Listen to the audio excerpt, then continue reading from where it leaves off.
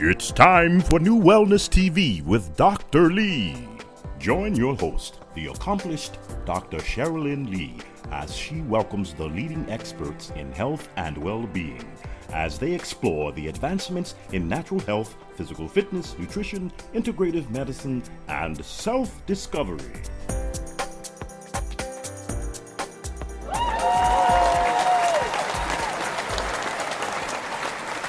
Good afternoon, good morning, good evening, whatever time you're watching this show.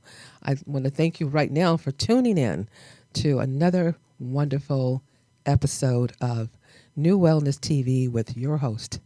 Thank you so much for tuning in.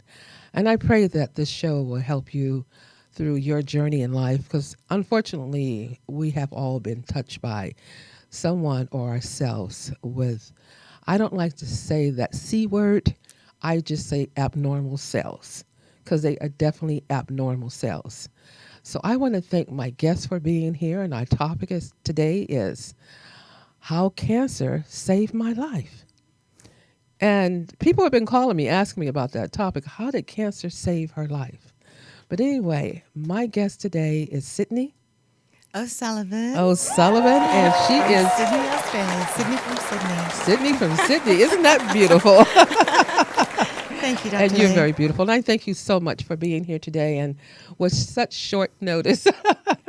You know, we both know Robbie. Robbie said, just show up. Yeah, thank you for inviting me. Thank you. Yeah, Robbie said you just got to come on Dr. Lee's show. Yeah, that's what she told me. And I said, all right. And I think we're going to have a lot of fun. We are going to have a lot of fun. First, before we get into our topic, how cancer saved your life, I want you to tell my audience a little bit about who you are.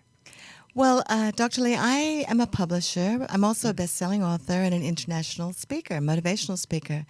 Now, I wasn't always, and this is one of the outcomes, really, of having had cancer was, I think for me, we'll talk a lot about this, but it was a wake-up call. I don't know if anybody out there can relate, but when I was a little girl, I had a dream. You know, I wanted to be a lot of things, and one of the things that I wanted to do is I wanted to be out making a difference in people's lives. I wanted to be on stages. When I was in school, I was the girl that they would always call to sing if they needed somebody to sing on, in assembly. Or I was confident as a child, but then I lived in LA for a while. I was actually born in LA, moved to Sydney 30 years ago. But I started going to auditions here in LA, and it's fierce. You know, it's fierce competition. Oh, yes. And I found that if you wanted to be even in just community theater here in LA, you had to be able to sing, dance, and act. Oh, yes. And I didn't dance. The competition here is It's just very intense. Oh, yes, it is. And I took a confidence, whack. So, I found that I didn't dance, and I thought it was very ruthless. You know, everybody was pretty tough. They expect you to be able to be multi-talented. So I kind of just put my dreams of being on stage behind me. You know, I buried them and I've been supporting other people to get their stories out for years and years. I've been helping people get their books published, their stories told. Wonderful. And last year I found out that I had breast cancer. And the wonderful thing is, if you choose, for me, I chose to look at it as an opportunity to have a life makeover. And I started looking at everything that I had, all those dreams. You know, you can say, oh gosh, this is a life sentence, and you can start living, counting every day as your last. Yes. Or you can say, this is the first day in the rest of my life, and what are all those things I wanted to get through? And since then, I have been having the most amazing time. I've spoken this year in front of 2,000 people in India. I got an opportunity to go speak in Thailand. I had spoken in front of 2,000 people in Sydney, Australia with Arnold Schwarzenegger. It's been amazing, just from stepping up and saying, I want to make a difference. You want to make a difference. Touch as many people as I can. And when were you diagnosed? So for me, it was about February of last year. I had, so I'm trying to think, it must have been 2000. I know I think 2016 it was. So I don't even live there. I don't even, Believe me, I know. I'm just kind of, letting people know, because you look great. Oh, thank you. Well, I've lost like 90 pounds. So, oh, you're kidding. Yeah. Oh, my goodness. I'm this new hot babe now. Okay. I can't believe I carried all that weight around. That's a lot of weight. 90 pounds? It's a lot of weight to be carrying around that you don't need. Yeah. And see, I'm meeting you now. I can't even envision you 90 pounds heavier. It's funny because I've just been at my house in Las Vegas. I have a place in Vegas, and I haven't been there for a couple of years because last year was all treatments. It was radiation, surgeries, and I So you couldn't went through the travel. whole gamma of. Well, I didn't do chemo, and we can talk about that. But I actually was offered. My doctors offered me. So I'll tell you what happened was I was taking all my medical tests. I was getting, I was getting so overweight, and I think too much sugar. I think I was eating a lot of fruit too much. I was doing those big fruit smoothies in the morning. I was seeing a dietitian, and he had me on those soy-based, he wanted me on one of those auto ship, programs where you keep getting those. I don't. those I don't protein do that. drinks. Sugar is like putting fertilizer on grass. You never want to add sugar to cancer. Well, and I think that's what caused it. I think that's what exacerbated it. Plus, there was a lot of soy-based products, which I don't think are good if you have cancer. No. If you're It's an estrogen. estrogen-based. Yeah. You don't. I want had to an do that. estrogen receptive my cancer, so goodness. I for a whole year I was drinking these big fruit smoothies, with this with these protein powders. Getting fatter, feeling tired. When you're not eating the right stuff, you feel, I was starting to feel more and more. Exactly. I was hungry all the time. And finally, I went and saw a naturopath who specialized in women's, perimenopausal women. Okay. And she said, "Oh, you poor thing. He's had you on all the wrong food." Like, he was a naturopath that specialized in male athletes. So he had me on way too Even the with wrong male foods. athletes, that's not a good thing. They have prostate and testicular. You got to watch all that. Yeah. So I concept think was too much different. sugar. I really definitely think The sugar is number because one. I had like the big gut, which I think is a sign of too much sugar. Don't you think? Like when you have, when you have the big gut too, and you're fatty not, liver. you're not digesting properly. You probably had a little SIBO going on too with all that, which is small intestine bacterial overgrowth, along with intestinal problems as well.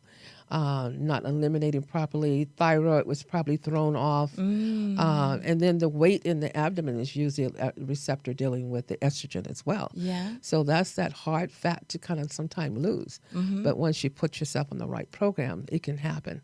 As I see, you look absolutely wonderful. For me, what's made a huge difference is eating. I eat really slow now. Like, so I had the opportunity.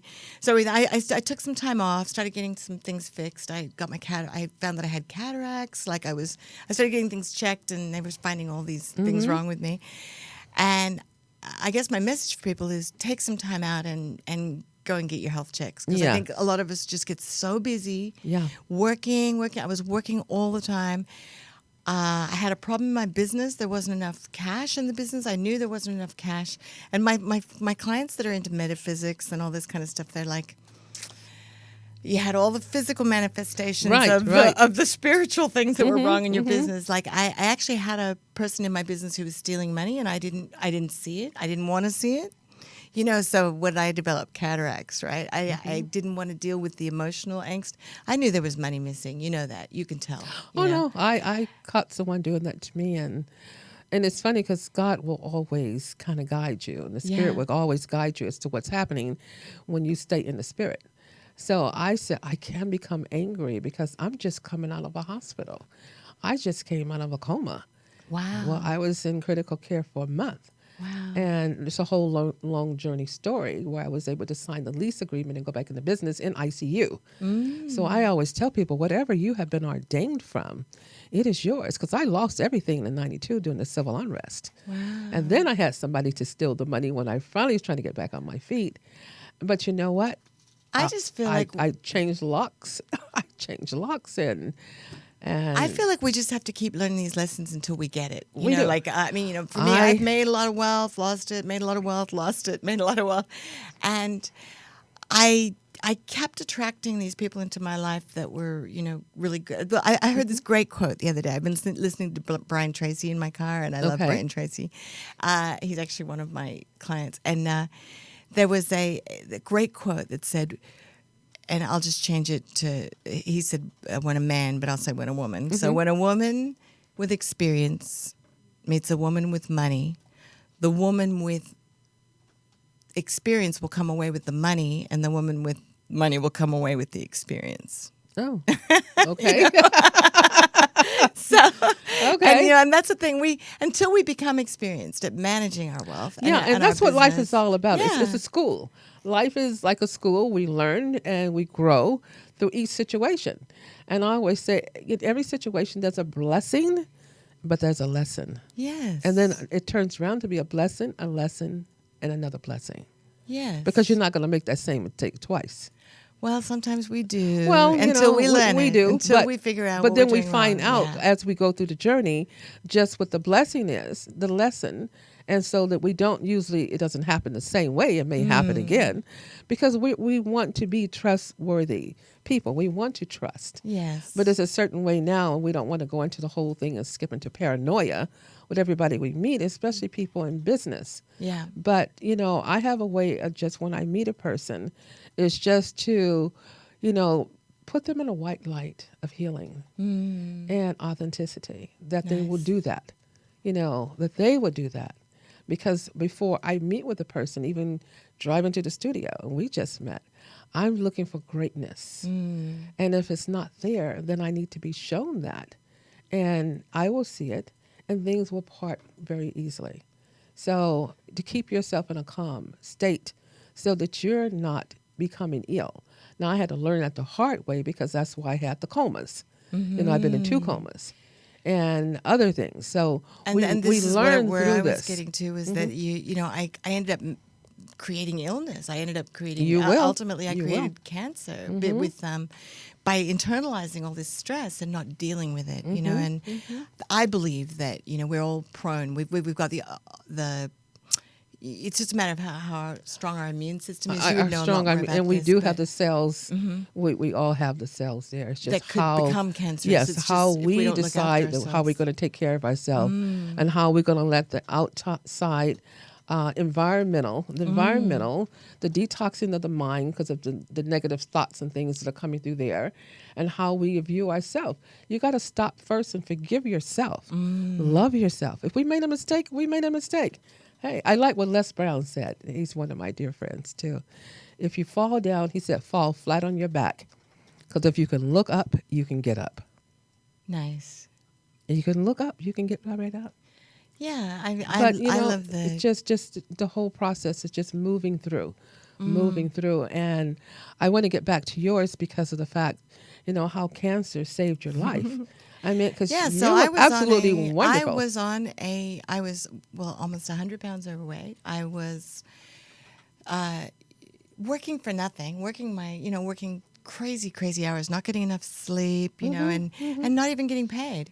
And I would have just kept doing that out of loyalty, and loyalty to the people I was committed to working with and to my clients. And you just get into this vicious cycle that you're continuing and you can't see a way out because you're not taking time to step back and look at your life and say, is this working for me? I didn't have time for my kids. I didn't have time for relationship. I didn't have time for myself, for health. And then one of my girlfriends came into town, and this is actually an amazing story. So I had taken some time off to get my hernia fixed, and one of my friends flew into town, a childhood friend, and said that she'd just been diagnosed with breast cancer. And she had wanted to she came from New Zealand to Australia to actually tell her close friends in person, and said to me, and when was your last mammogram? And I said, I've actually never had one. And she said, why not? And I said, I just never think to it. I checked my breast. I don't have any lumps. I didn't have any lumps or physical symptoms. But then I was 100 pounds overweight. So, maybe I didn't feel them. Right. And but there's certain conditions like inflammatory breast cancer. There aren't any lumps. So let you go on. So anyway, she said, well, why haven't you had one? And I said, I just never think of it. She said, give me your phone. I'm going to text you. I was actually out with 2 of my school friends and once put the number in my phone and said, I'm going to remind you. And I tell them they're my guardian angels now because I went to a few days later, I had the mammogram, and then they called me into the hospital and did ultrasounds for the day.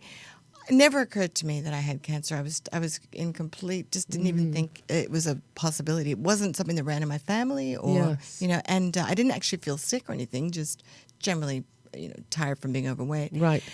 And then they said, do you mind if we do a biopsy? I said, whatever you need to do. And I'd had a breast reduction, so I thought they were seeing breast scar tissue. Okay. Yeah. So I just didn't even think of it. And then they called me a couple of weeks later and said, can you come in? and then you get the news. You Right. have cancer. It's quite advanced. We need to operate immediately. Whatever you have on, cancel it. You got to go straight in to see a surgeon. And They my don't- first question, And they don't yeah. give a person a chance to think about it. You don't even have a chance to process. They started showing me mastectomies. They just started showing me worst case scenario. The nurse was like, my. the doctors, they were like, so you may lose both your breasts, but if you do, we have great reconstructive surgery. So Oh, yes. it's a shock. And I was a big busted woman, even after my breast reduction. If anybody who looks at my old videos on YouTube, you'll see quite a lot of cleavage. Okay, so Oh, okay. that I now regret. Okay. Anyway, those videos never go away. Okay. And, No, they don't. Anyway, it was a big part of my identity, having big breasts, and I was like, oh my gosh, I'm going to have, and I'm still single. I remember that was the first thing I thought was Yeah. I'm still single, and now I'm going to have no boobs, right? And I said to them, I was married, I have children and everything, but the next thing I thought of course, was how do I tell my children that I have cancer? So. Yeah. I said to the doctor, am I going to die? And she said, well, no, in Australia, we have a pretty good survival rate. Like, as long as you follow the system, you don't So you go had do your anything treatment crazy. in Australia, not here. I was in Australia Okay. when I got diagnosed. Okay. So, and we have very good medical there, so a very good medical system. So she said, we have about a 95% survival rate as long as you don't try and go, like I have heard some crazy stories of women putting black salve on their boobs to try and cure breast cancer. I know. Have you heard some crazy stuff? I had to let go of some patients because Yeah. they went and did that. I said, you can't come back here because no. Yeah. Yeah. So they said, as long as you're willing to go through the system, we have a very good survival rate. So I thought, well, okay, 95%, I can do better than that. I'm going to lose this weight. I am going to, because that'll increase my health. Exactly. So, and that at that moment, literally within a few minutes of them telling me, I made this, I think, crucial decision, which is why I think cancer saved my life, was that I decided this can be an opportunity for a life makeover. This doesn't have to be. Yes. It doesn't have to be the end. This can actually be the beginning for Most me. definitely, yes. It can be a rebirth. It can Yes. be, and then, of course, then some really magical things happen, because when you're coming from that space, so on the way home, I'm thinking, I'll tell my kids that it's going to be okay. It's going to be like it's a life makeover. I'm going to get fit. I'm going to get, I'm going to be feeling younger, better. I'm going to clean up my life. And I did. I stopped working. I sold my house, got rid of all my debt. I actually renovated my house while I was waiting for test results to come back, to keep myself busy. Okay. Because you don't want to be in that negative place where you're thinking, am I going to die? Or have Am I gonna negative die? people around. And Yeah. No. And so I just told my business partner I have to take a little bit of time off. She was about to have a baby, so she said, that's great. We had just finished with an intake of clients, so we thought, well, we'll just take a little break. She'll have her baby. I'll have my treatments. And I told the kids, I said, it's going to be okay. My son was very worried because he's a feeler. He was worried. But my daughter she was like, she's a super networker like her mom. She was like, what do you need, Mom? And I went, well, maybe a second opinion. Like, I don't know anything about these doctors. It literally, Right. they started making calls. They were great. The cancer center I went to, they were really great. They called my GP. My GP immediately recommended a surgeon. They called the surgeon. The surgeon was able to get me in, like, this was on Wednesday. She got me in on Thursday, and the surgery was on Tuesday. Okay. It happened fast. I didn't really have much time to think about it. You didn't have any time to process anything. No. But but my daughter said, what do you need? I said, well, maybe a second opinion. So I don't know anything about this surgeon, because that's the only thing. It happens so fast. Right. That you don't know whether you have choices. You don't know. Like my You ex-husband don't. came You with me. really He was don't. amazing. He came with me to see the surgeon. Right away, he said, you'll have to come and live here. I want to look after you. He's a sweetheart. So so we went to the doctor, and she said, in your situation, because at that time they thought I had a 4-centimeter tumor, which is like about 2 inches, I Right. guess. Uh-huh. That's quite big. Yes, it is. But when they operated, they found that it was a bit smaller. But but it had already started to spread into my lymph nodes. Okay. So, but she said in these situations, because he was saying, well, do we have time to get a second opinion and all that kind of stuff? So my daughter actually called her great network of friends and connected me with the guy who's the head of the Australian Medical Association. And he said, yep, I know her. She's great. I said, that's all I need. I just need to know that she's wonderful. I love her, my breast surgeon. But Wonderful. so I was very lucky because I had great doctors, but And they offered me and she said to us, look, you can get a second opinion, but I happen to have a surgery date open on Tuesday. Otherwise, you'll have to wait another month.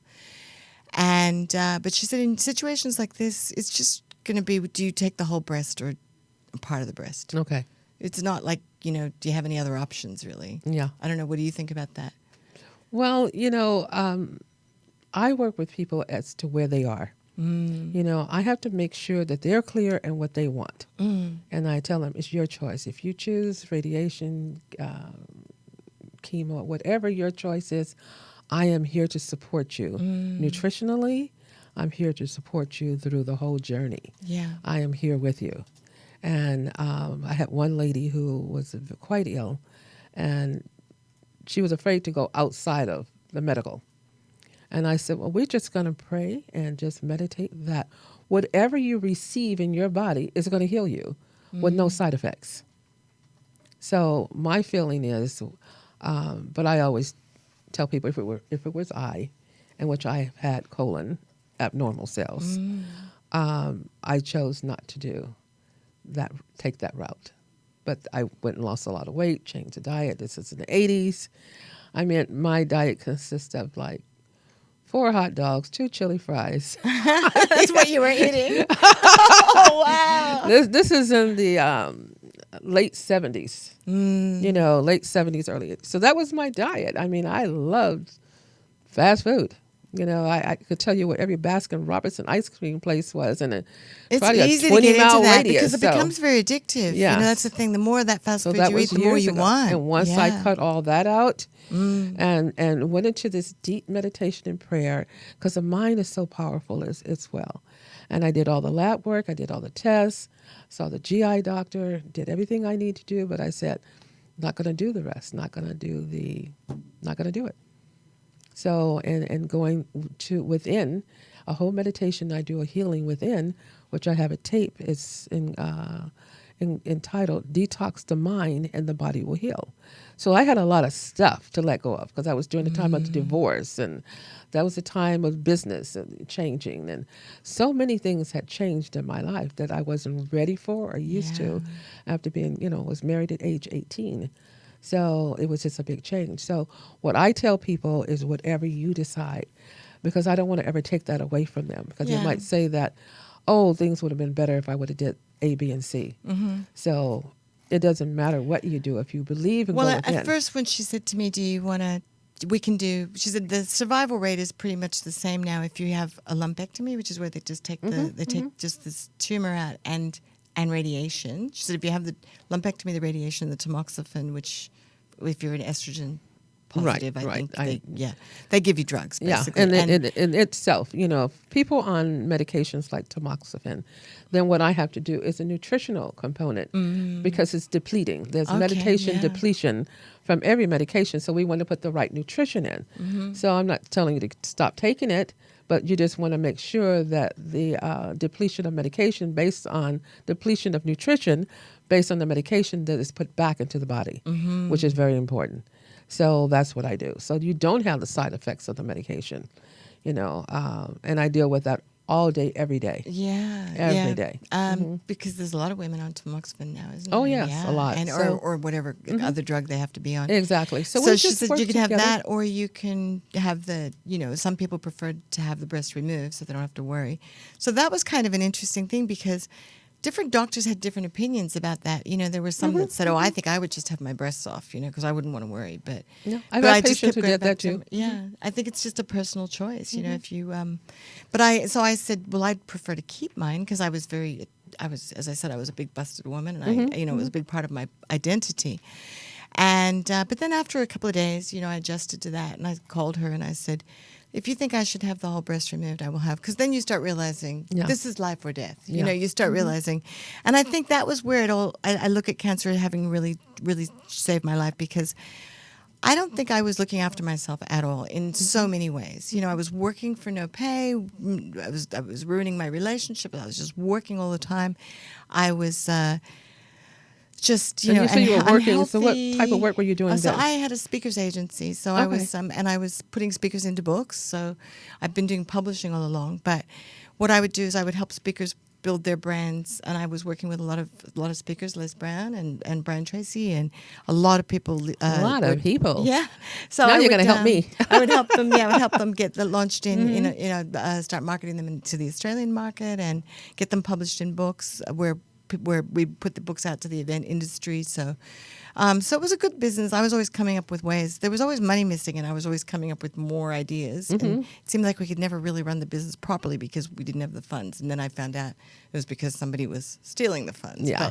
But look, this is just life lessons. We just have to, so I'm and so glad to be angry, out of that situation and not be angry too. and bitter behind it. No. Because that will fuel those that's- abnormal cells, yeah. the anger and the bitterness. Yeah. So we let go of that too. That's what So I I had was to in do with the this person with mine. I toxic- had to forgive the person. She's still a friend now. Yeah. Oh, you know, good. and forgive the person. Yeah. But that forgiveness sometimes takes a while. It took a while to chisel through I forgiveness. bet. Yeah, I'm But not quite there. we do. Well, I went legal. I went legal thinking I had the law behind me. But then when you actually see the lawyers, they're like, you know what? Lawsuits are very toxic, and you've just had cancer. We really don't advise this. We think you should just start fresh. Yes. Move on with your life. And amazingly, I did let go of it all. I let that go, and I got a call from a friend out of the blue, and he said, "Hey, are you still doing publishing?" And I said, "Yeah." And he said, "Will you come and will you come and talk? I've just bought into this business. We have 100,000 community, and we'd love somebody to come and teach about books." So I went and spoke for their community, not the whole 100,000. They had a small group of about 60 of their elites. And they loved me. And I came from a different place. And he actually asked me to make a book offer that was really challenging for me. He wanted me to help them write their books, which I'd never done. I'd always worked with people who'd already written their books. Yes. But he was like, "I want you to help them write their books, publish them, and promote them." And I was like, "I don't know how that'll work, but you know what? I'm going to do it because I love what I do, and because I need to be around successful people again." So Exactly. What happened for me was cancer just polarized me. It made me realize that I only want to do what I love. I only want to work with people I really like working with. Isn't that amazing? I want to And be not just healthy. lie there and sit. Every day I wake up and I'm so happy to be alive. You know? sound like me. You know, Yeah. I wake up that way. Every day is an extra day. Yes, right? You know? a new face, a new Yeah. situation. It's just wonderful. And I've been attracting the most beautiful clients as a result of where I'm coming from. Yes, Whereas, yes. I got to be honest with you, my speakers agency was great, but I worked with a lot of people that were pretty high maintenance. Yeah. The clients that I attract now, they're beautiful spiritual people who want to make a difference in the world. So I see myself now as being this catalyst or this facilitator who's helping them get their beautiful message out. And I really believe that I'm finally living into my purpose where I'm part of the ripple effect, where if I help 100 people, and each of those 100 people help 100 people, and then Yes. they're helping 100 people. Now Yes. we're actually helping 1 million people. You know what I mean? Yes. Do you feel the same way? Oh, no, I always feel the same way. And mine is healthcare, which is different. Yeah. But, helping them through their journey. And I tell people when you're walking, you're not going to walk out the same way you walked in. And to just see them light up. Because people say, "Aren't you tired at the end of the day?" I said, "No, I really could change my shoes and put on my heels and go dancing all night. And I'm not tired. You know why? Because you do what you love." Yes, And and you that's have what a I did. I passion. went and spoke at this event, and I spoke from my passion. I thought That's it. I thought I'm not going to make any money on this, but I will do it because I love it. But you got to start and turning of that course around I too. ended up making lots of money Okay, because that okay. wasn't my primary objective. Because I Yes. was leading from my heart. Yes. They couldn't believe it. Half the people in the room jumped up and signed up to have me help them with their book. And they were just like, they didn't have enough order forms. They weren't expecting it. They thought you might get like 5 orders. I Come had from like 30, your right? heart, yes. And they were all these beautiful people who really connected with me on a heart level. Yeah. And I've been working with those people for a year now. They've become friends. They've become, they're gifts. Some of these people, there's one guy I've been working with for a year. He just wanted to write a book of poetry. It ended up being the most beautiful book. It is a gift, this book, to anyone who reads it. And he's a gift to me. Like when I'm getting stressed out again and I get all caught up in the workload, he'll call me out of the blue and say, "Go to the beach." He's Russian. He's funny. He'll say, "No need to stress. Go down to the beach. Look at the flowers. Breathe." And I said, "Thank It's funny you said Russian because the guy you." who does my ultrasound, Yeah? she's so incredible. He'll just grab me and hug me stop, slow down. You need people like that. Leave work today. Yeah. Yeah, because I'm right at the beach. And Yeah, it's me like, too. Yeah, Yeah. go take a walk. And he'll stop me. He said, you work too hard. Yes. But, you know, I keep telling you, and somebody called me the other day and said, do you go to bed? Because you look like you're real busy. You Everywhere, do 'cause I keep do long some- hours. Yeah. But you know what? And I sleep well, you know, and I'm just ready. It's like in 3 or 4 hours, I wake up and I'm just excited and ready. But, you know, I do watch those cortisol levels. So I watch me to make sure that sometimes I don't want to be on overdrive, just living off my adrenals, which is not good. I have the cortisol level elevated. So I tell people who are high energy like I am. Yeah, we do have to be careful. We women, don't we get We adrenal watch. burnout, don't Yeah. we? Like And if we're high energy. You yeah. can go to, and I tell people you can go to lifeextension.com, the self supplements, and Okay. you can actually order all of your own lab. So you don't have to wait for somebody or see a practitioner to order lab work. So I tell people, do your 24-hour cortisol level. I say this all the time because somebody might have missed that show. 24-hour urine cortisol level. But you also want to know your inflammation markers.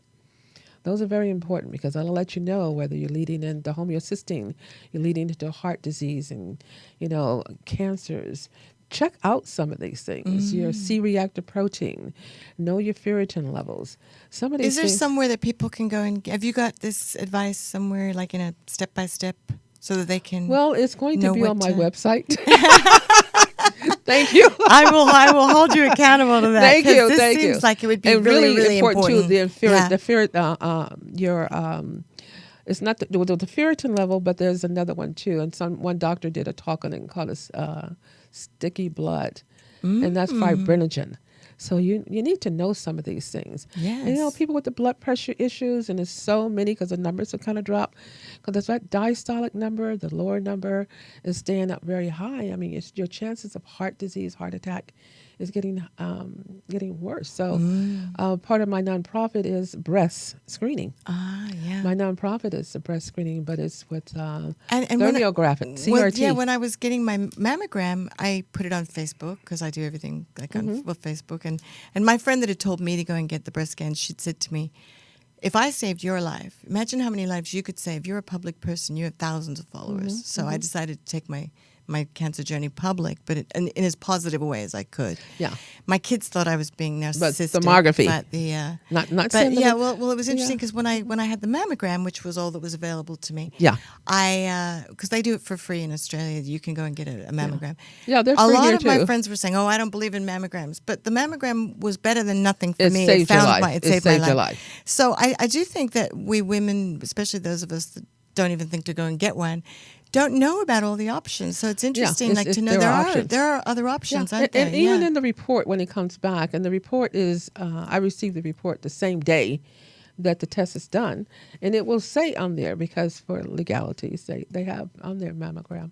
But if you do this, I tell people do an ultrasound. We could do blood work. I follow up with a breast oncologist who is a really phenomenal doctor. So we take steps. With and the we take steps with the with healing. thermography, how does that work? Is it a special machine or is it? Well, like the one something- that I have is called a CRT. So and you it's- have one at yours. I have one in my office. Wow. I was blessed to sound like the interview is reversing, huh? It's actually, I was praying about, because mammograms are free. I said, someone has to give me this machine so that I can let this be free. Because that's why most people won't have them done, because they don't have an extra $200 to $400 to go Wow. and have it done. That is a lot. And yeah. they'll say, well, I'll just go do the other because I don't have the funds. So I said, we have to have one for free. So I kept meditating, and there's something that I say, and I'm not wearing my little badge today, that I'm so grateful, I'm a magnet for miracles, and I kept saying it and saying it and saying it. So finally, my friend and Big Bear, she said, call this company, they're in Canada, and tell them about what you want. So I did, and they said, well, we don't give this machine away.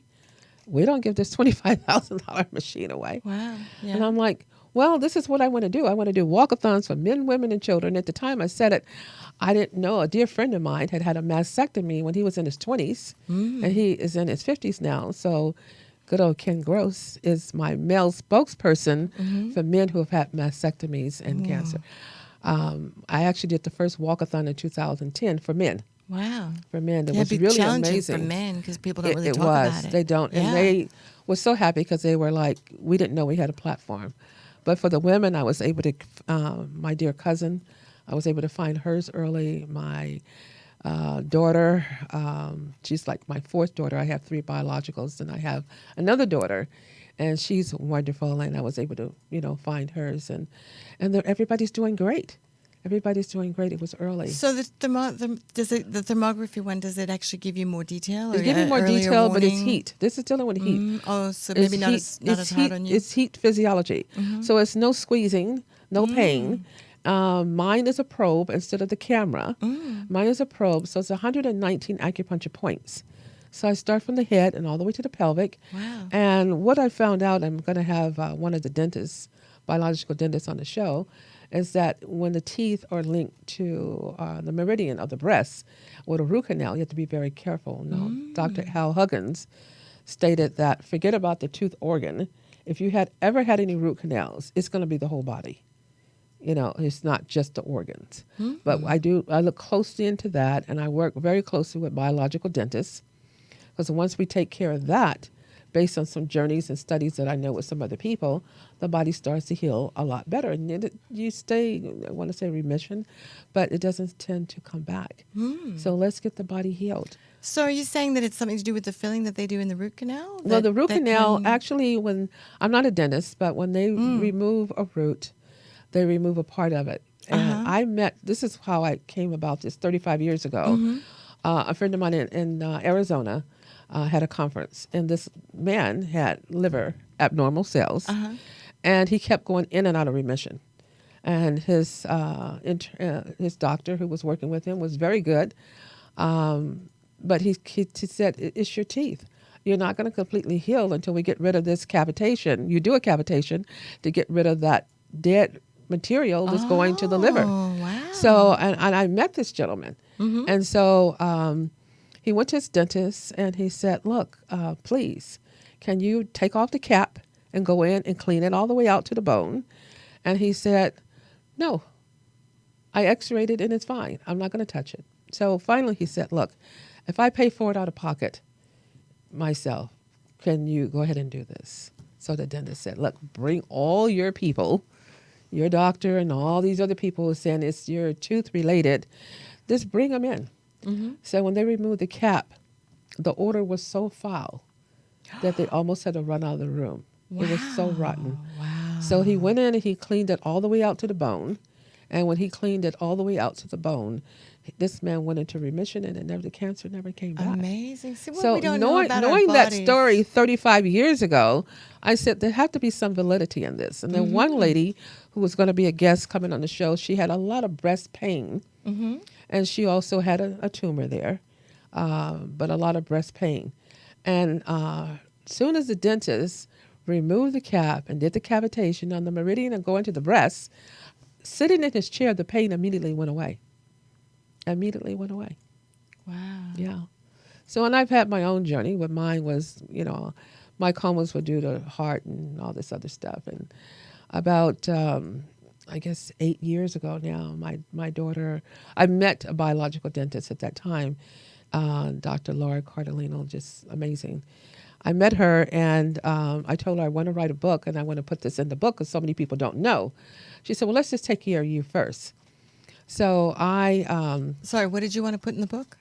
I want to put it in the book about... We have all these open stories that I need to go back and close. Biological dentistry. We never got to hear how you got your machine. Biological dentistry. So in doing that, she told me that I'll take care of you, and then you can write about me in your book. That was the book way back then. Okay. But I never called her, and we got busy. And about 3 months later, my daughter called me at 5 o'clock in the morning. She said, I had a dream, Mom, that you died. And it was the right side of your heart, when I got to the hospital, because she's very analytical. So I guess her dream was very analytical as well. So I told her, go to sleep, honey. I'm going to be fine. I met a biological dentist. But then 2 hours later, the dentist texted me and said, I had a dream about you. You need to call me. Oh, wow. So I'm like, oh, gee, I think this is real serious now. So when I called her, she said, well, my dream wasn't as bad as your daughter's, but I see like concrete almost going from your tooth to your heart. When are you coming? I said, this week. So when she went in, I thought, can't you just do the x-rays and I can come back? She said, no, you're having surgery today. Wow. So the tooth going and the meridian going to the heart, there was a cyst there. I had no pain, no toothache, no halitosis, nothing. It was just a tumor under there. I had no idea, from a root canal. So she cleaned all that out. And it was so bad, she had to put new tissue there for a bone graft. So so that's all been taken care of. And then the little pain that I was having that was shooting up the side of my head was in the same meridian. And all of that's been gone ever since I took care of that. Wow. And tell me about your coma. The coma, we're going to talk about you. I remember you've had so many fascinating things happen. So do you, my dear. Well, I ended up attracting like 100. I've got like 100 active publishing clients this year, and my life just transformed. You know, that was the thing for me. Was I think part of it was that I hang around with a lot of motivational speakers because my business was Motivational Speakers International. So it was kind of cool because when I got the cancer, they were beautiful. My clients were beautiful. They were all really supportive. Yeah. They were all sending me their books to read. You know, like I had Yes. time for all of that. You know, and they were saying they were like, you know, you're going to have a great story. Yes.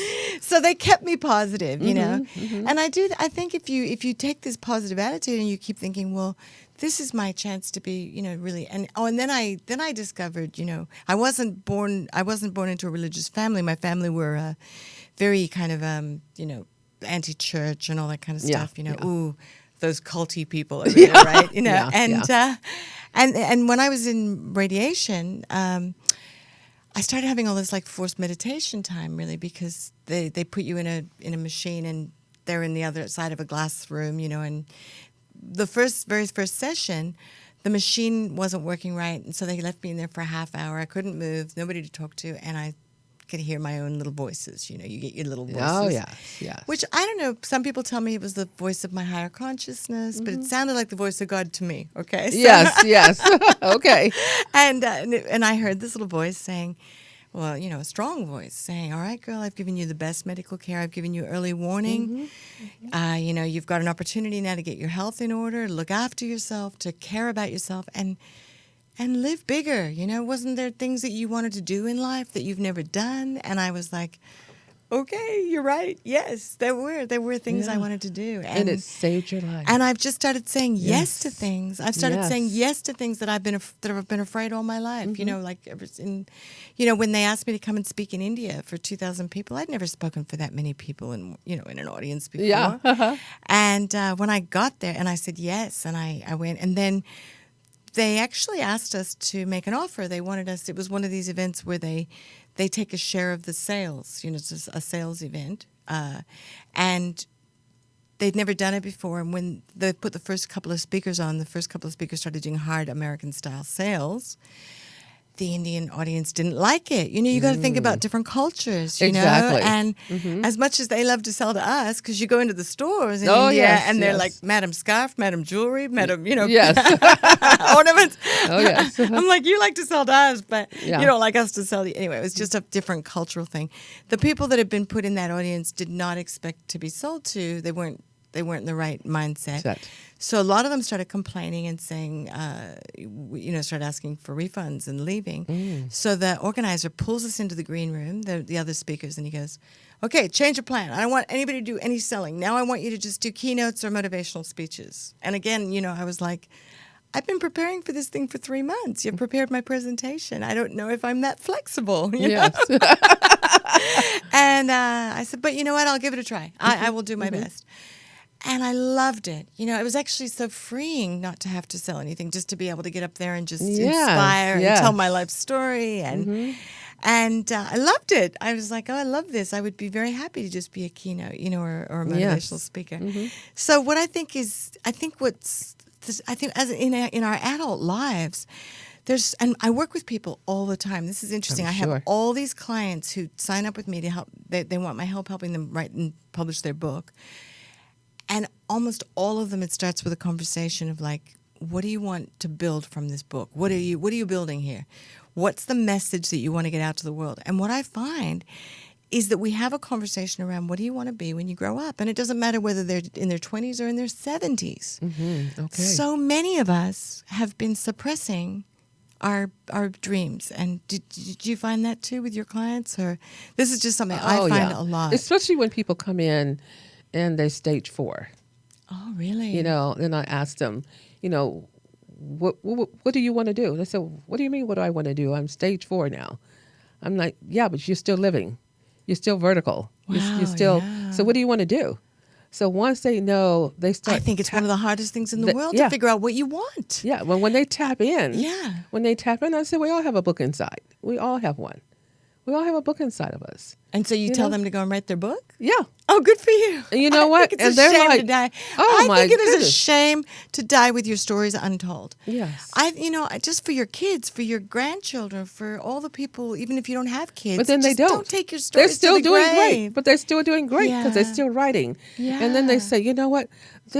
I could have done this, and now I'm gonna tap into that. And I have been able to give them great resources. I network a lot. So I'm able to say, okay, call this person up, call Constant Contact, go to there because you could do it for free, because sometimes people do need a coach, someone to bring it through. And some say, okay, I can. What does Constant Contact do? Not Constant. What do they No, do? CreateSpace.com. Oh, CreateSpace. Go and set your own publishing account. Yeah.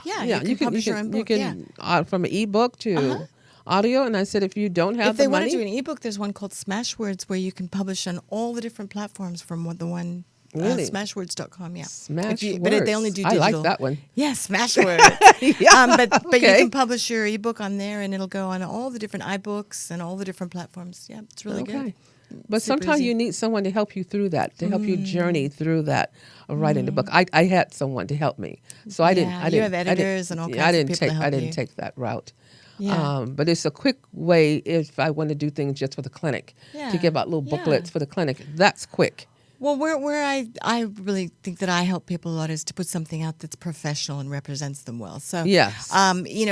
we can all put a book out really quickly now. It's easy. I mean, we could take But this you interview want it- and we you could want turn it that into an ebook. professionally In done. fact, I actually write a lot of my books now by I'll record like a 90-minute training and then transcribe it, and there's my little book. Right, that's a book done. Okay. But then I have professional editors and formatters. You have because to. it needs to represent me professionally. Yes. And I think we should all be thinking about that. We don't want to Yeah. be putting But stuff a out person there who is that's- just stage 4 and have just wants to get their stories and, told. and then you could take that and have it edited. That could just Yeah. be the first one. Let's do one little baby step. But we're almost out of time. Oh. I want you to take at least 1 minute, because I know I have a couple of minutes. 1 minute, and I want you to look into the eyes and leave them with something profound that happened in your life. I know cancer has changed your life in such a way, but you have 1 minute to just tell well, out what it is, something I would have profound. to say that I see too many people who are living in fear of being judged, fear of not being enough. Mm-hmm. Oh my goodness, you are already enough. You were born enough. I meet people all the time, amazing, intelligent people that are out there and they're changing lives on a small level that could be changing lives on a much greater level if they just could let go of the fear of being judged and criticized. You have enough education, you have enough life experience. If you don't think you have enough yet, go out and interview a few experts in your field. If you feel like there's a little bit of a gap in your knowledge, invite some people who are already experts to just fill that gap for you and write a book together or create a program together. I'm working with people now they're stopping kids from suiciding. They're stopping, men from, we have a terrible problem with men suiciding. They're going out and they're teaching women about cancer, parents how to deal with autism. People making a real change in the world, Yes. who'd never believed that they had enough to say. But we all have a great mission and a legacy, and just attach yourself to people who support you, don't bring you down. If there's people in your life that are telling you, why would anybody want to hear what you have to say? Find a new support group. Okay? Exactly. Yes. Our friends and family tell us that because they don't want us to be disappointed. But you know what? We get disappointed. People criticize us. We survive. We toughen up, right? Yes. We Yes. need that. We need to grow.